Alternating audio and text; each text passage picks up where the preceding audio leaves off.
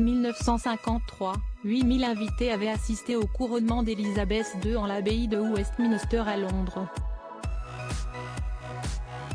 Membres de la famille royale britannique et familles royales étrangères, pères du Royaume-Uni, chefs d'État, dignitaires, politiciens, etc. La liste était longue.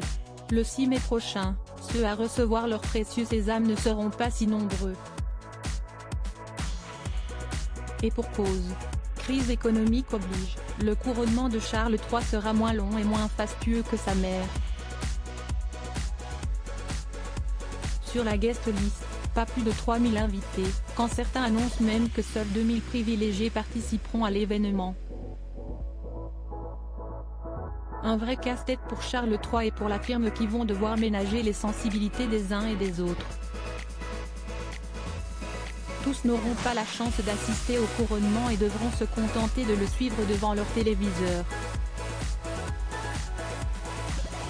Une royale humiliation. Au sein même de la famille royale, tous n'ont pas encore reçu leur précieux carton d'invitation. Si certains sont assurés d'être présents, comme le prince William, Kate Middleton ou encore les nouveaux ducs et duchesses d'Édimbourg ainsi que la princesse Anne et son époux Sir Timothy Lawrence, d'autres, comme Sarah Ferguson par exemple, pourraient être écartés de l'événement. Cette dernière a même avoué qu'elle n'avait rien reçu pour le moment dans sa boîte aux lettres. Le cas du prince Harry et de Meghan Markle, qui n'en finit plus de faire couler l'encre des tabloïds anglais, a longtemps posé question. Mais le couple de Sussex a bien reçu son mail d'invitation. Mais pour 2, pas pour 4. Le couple de Sussex n'a pour l'heure pas encore répondu. D'autres rêveraient de pouvoir assister à cet événement historique, et attendent, fébriles, devant leur boîte aux lettres. Si est-il le cas de Francis Dymock. Ma famille a assisté à tous les couronnements depuis 1066, j'attends mon invitation a-t-il témoigné dans The Telegraph. Si est-il dire qu'il guette son carton, comme certains le Messie. S'il est invité au sacre de Charles III, il sera le 34e Dymocké du clan à assister au couronnement d'un monarque depuis Guillaume le Conquérant. Son père John était porte-drapeau lors du couronnement de la reine Élisabeth II en 1953. Si est-il dire que cette invitation il en rêve jour et nuit. S'il ne reçoit rien, par contre, la déception sera grande. En temps normal, il suffisait de contacter le duc de Norfolk, clan qui organise les couronnements depuis 1386, mais les temps ont changé, et la demande se fait désormais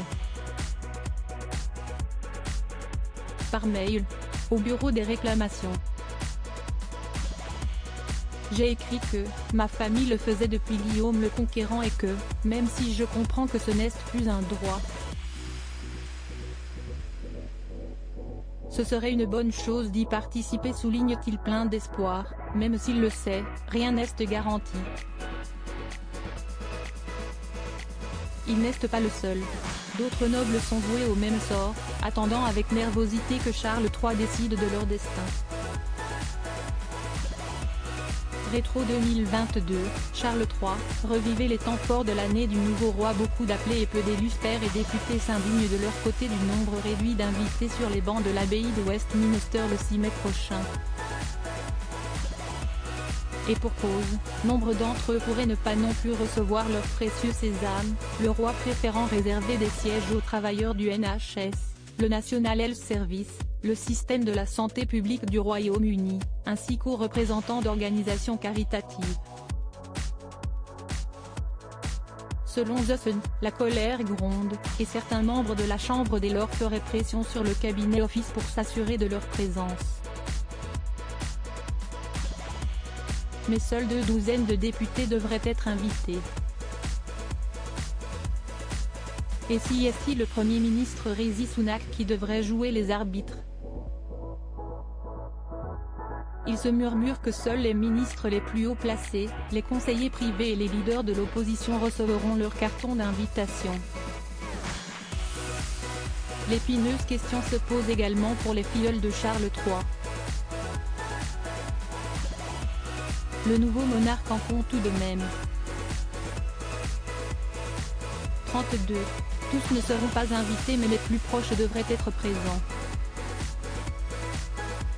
Reste à savoir qui. Lord Nicolas Windsor, le fils du duc de Kent qui était un cousin d'Élisabeth II devrait recevoir son carton.